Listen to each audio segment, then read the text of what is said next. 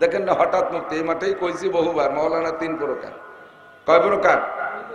হযরত মৌলানা, mister মৌলানা, হঠাৎ মৌলানা। হযরত মৌলানা নুরুল ইসলাম অলিপুরি, হযরত মৌলানা আব্দুল বাসেত খান সাহেব, হযরত মৌলানা কি বলা হয়, হযরত মৌলানা আছে কারা এখানে, ইসমাইল বুখারী, হযরত মৌলানা ইসমাইল কাতারি, হযরত মৌলানা হাফিজুর রহমান, হযরত মৌলানা রিজাউল করিম, ফয়জুল করিম, হযরত মৌলানা আহমদ শফি, ইন্দ্রালো হযরত মৌলানা। আর একদল আছে মিস্টার মৌলানা, জিনারের লেখাপড়া শিখছে, বই পুস্তক খানিক পড়ে, ভালোই লেখাপড়া করছে নিজে নিজে। এই সামরিকের মতো শর্ট কামিজ গায়ে দেয় আর নিচে স্কিন টাইট পাজামা, মাথায় একটা টিফিন কারির বাটি, এলো মিস্টার মৌলানা। মিস্টার ভাব, আবার মৌলানা মৌলানা ভাব, লেখাপড়া জানি। আর একদল হলো হঠাৎ মৌলানা, জীবনেও কোনোদিন লেখাপড়া করে নাই। আমরা পাম্পট্টি দিয়ে ফুলই বেলাইয়া তবলিগে 3 চিল্লে দিয়ে আনছি, আসার পরেই ফতোয়া দিয়ে শুরু করে দিচ্ছে। হুজুররা কি জানে, অমুক কি জানে, শুধু জানেই না, হুজুরকে ইমানই ঠিক নাই বলে ফতোয়া দেয়। অথচ ভিতরে জাল খাওয়া দিলে একটা আলিফ বেরোবে না, ওরে বোমা মারলে একটা বা বের হবে না পেটের থেকে, আলহামদুলিল্লাহ শুদ্ধ করে পড়তে পারে না। 3 চিল্লে দিয়ে এসে হঠাৎ মৌলানা পাগড়ি একটা বাঁধে, বাবরি রাখছে, আবার ওই যে কাগের মতো বাউলকে মতো বাবরি রেহিয়া, এরপরে জুব্ব একটা গাইদে মুফতি সাহেব। জীবনে লেখাপড়া কিচ্ছু করে নাই, মাদ্রাসায় যায় না। আমরা একটু পাম্পট্টি দিয়ে সরমুনাই ফাটাইছি, ওই জায়গাতে গুল্লি দিয়ে বাগড়ি একটা বাঁধে, জুব্ব একটা গাইদে। মসজিদের ইমামরে জ্বালায় খায়, ইমামতি মোটে করারই কায়দা নাই। হুজুর মুনাজাতে হাত কটটুক উঠলেন, কানে হাত কটটুক দিলেন। মুনাজাতে যদি হাত, মুনাজাত মানে দোয়া করা, মুনাজাত মানে কি, ইকো দিয়েন না, ইকোতে প্রতিধ্বনি করে। মুনাজাত মানে দোয়া, কানে কানে কথা বলা। মুনাজাত মানে কি, গোপনে কানে কানে কথা বলা হলো মুনাজাত। তো এই মুনাজাত মানে দোয়া। তো দোয়া তো শুধু যখন আমরা হাত তুলে করি তখন করি, সেটা ঠিক আছে, কিন্তু বহুত জায়গায় দোয়া আছে, সব জায়গায় দোয়াগুলো পড়ি কিন্তু হাত উঠই না, আছে না নাই? পায়খানায় যাওয়ার সময় দোয়া আছে না, বাইরে থাকতে কি আল্লাহুম্মা ইন্নী আউযু বিকা মিনাল খুবসি ওয়াল খাবায়েস, পায়খানাতে 12 ইয়া গুফরানাকা আলহামদুলিল্লাহিল্লাযী আযহাবা আনিল আযা ওয়া আফানি, এই কয়ে মুহি হাত দিলে সুসাফানি মুহি দিলি নিলে, এই জায়গা হাত উঠই নাকি? তত সত দোয়া আছে। গোমেতে বিছানায় যাওয়ার সময় আল্লাহুম্মা বিসমিকা আমুতু ওয়া আহইয়া, সময় হাত উঠুন নাকি? গোমেতে উঠে আলহামদুলিল্লাহিল্লাযী আহইয়ানা বাদা মা আমাতানা, হাত উঠে মুনাজাত করেন নাকি? এই সবই তো দোয়া। অথচ ইমাম সাহেবরা জ্বালায় খাইয়ে হঠাৎ মৌলানা মুনাজাতে হাত কটটুক উঠলেন, কানে হাত কটটুক দিলেন। মক্কায় গেছেন যারা, হাজী সাহেবরা সাক্ষী দেন, কত বড় কারে নামাজ দেখছেন। একদল কানে একবার হাত দিয়ে টান টান ছেড়ে দেয়, আর ছানা বাঁধে না। একদল আগের থেকে ছানা বাঁধে দাঁড়ায় থাকে ইকামতেরও আগে, এরা একবারও কানে হাত দেয় না।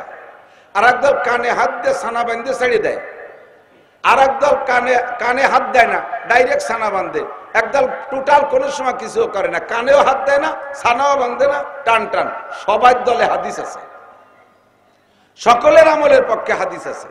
অথচ এই হঠাৎ মৌলানারা ইমামকে জ্বালায় খায় এই সমস্ত নিয়ে। অত তারা যদি জিজ্ঞেস করি কাকা দোয়া কুনুতে শুনুন দি, তোরা পাইছো তো খালি ওইগুলো, তা আসলটাই হাত দিলি সেই সময় উনি কাইতে পড়ে।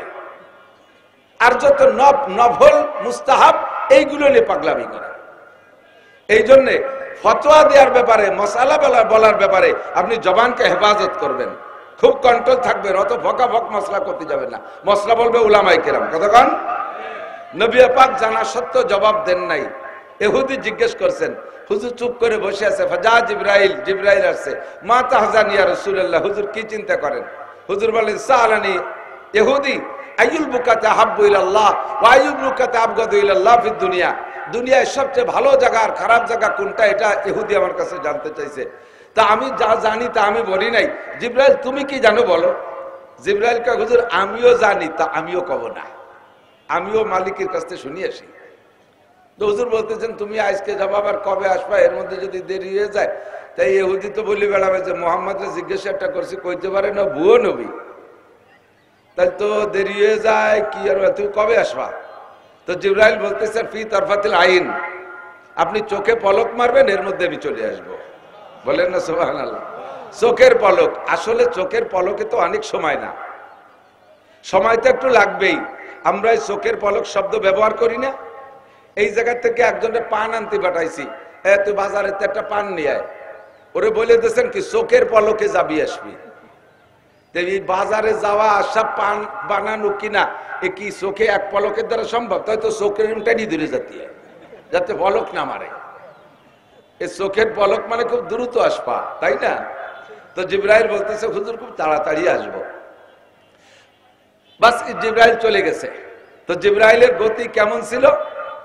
1 সেকেন্ডে 1,86,000 মাইল যায়, তার 2টা ডানা বাড়ি দিলি। সত্যি জিবরাইল খুব তাড়াতাড়ি গেছে আর তাড়াতাড়ি চলে আসছে। আসার পরে জিবরাইলের চেহারার মধ্যে একটু হাসি হাসি ভাব, একটু খুশি খুশি ভাব। হুজুর বললেন জিবরাইল, আমি যে সংবাদ আনতে পাঠাইছি তাকে আনছো? বলে জি। তার সাথে আর কোন সুখবর আছে? তোমার চেহারার ভিতরে একটু উন্নতি ভাব দেখা যাচ্ছে, হাসি হাসি ভাব। কয় হুজুর ঘটনা একটা ঘটে গেছে আজকে। সেটা কি? স্বাভাবিক ভাবে আমি আমার 2 ডানায় দৌড়ি, তাতে একবার বাড়ি দিলি 1 সেকেন্ডে 1,86,000 মাইল পথ যাই। তা আজকে আপনার এই খবর ইহুদি বসা থাকতে আনবো বলছি যে চোখের পলকে, এজন্য আমি আমার 600 ডানা ব্যবহার করছি।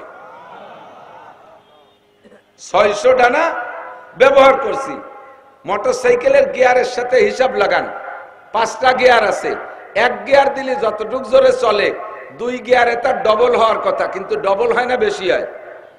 যারা চালান তারা কর না কেন? 1 গিয়ারের চেয়ে 2 গিয়ারে ডবল হয় না, আরো বেশি হয়। 3 গিয়ারে 3 গুণ হয় না, অনেক বেশি হয়। 4 গিয়ারে 4 গুণ হয় না, অনেক বেশি হয়। গিয়ার 5টা মাইরে দিলে কি 1 গিয়ারের চেয়ে 5 গুণ বেশি চলে না, অনেক গুণ বেশি চলে। এক করে ফ্রি হয়ে যায়, এরপরে খালি মোড়াবেন আর চলে, 100 কিলোমিটার বেগে চলে, ঠিক না? এবার যানবাহনটা যেমন, তার ব্রেকও তেমন করতে হয়। পায়ে হাঁটি যানবাহন, আমাদের 2 চাকা পা, এ ব্রেক করতে সমস্যা হয় না, যে কোনো জায়গা দাঁড়ায় যেতে পারে। বাইসাইকেলে চললে আর একটু গতি বাড়ে, একটু আগের থেকে। মোটর সাইকেলে চললে আর একটু আগের থেকে, ওর গতি বেশি, ঠিক না? বাস, প্রাইভেট আরো আগের থেকে ব্রেক করা লাগে। বিমানে ব্রেক করা লাগে উপরেতে, স্লো গতি। ল্যান্ডে আসার পরও খুঁড়তি 3 মাইল চলে যায়, ঠিক না? তো জিবরাইল কা হুজুর, আমি স্বাভাবিকভাবে 2 ডানায় দিয়ে যাই, আমাকে একটা রেড লাইন দিয়ে আছে, ওই রেড লাইনে যে আমি অনায়াসে ব্রেক হয়ে যাই। কিন্তু আজকে 600 ডানা ব্রেক মানে ব্যবহার করে উড়ে যাইতে যাইতে এই বিশাল গতিকে থামাইতে থামাইতে আমি আল্লাহ পাকের এত নিকটে চলে গেছি আজকে, যা আগে কোনোদিন যাইতে পারিনি। মা কানা বাইরি ওয়া বাইনাল্লাহি হিজাব ইল্লা রিদাল কিবরিয়া, আমার আর আল্লাহর মাঝে শুধু বড়ত্বের চাদর ছাড়া আর কোনো পর্দা ছিল না। আমি এই ব্রেক করতে করতে একেবারে কাছে চলে গেছি। তো আজকে ভারী খুশি লাগতেছে যে আল্লাহ পাকের এত কাছে গেছি, সেই খুশিতে খুশি খুশি ভাব।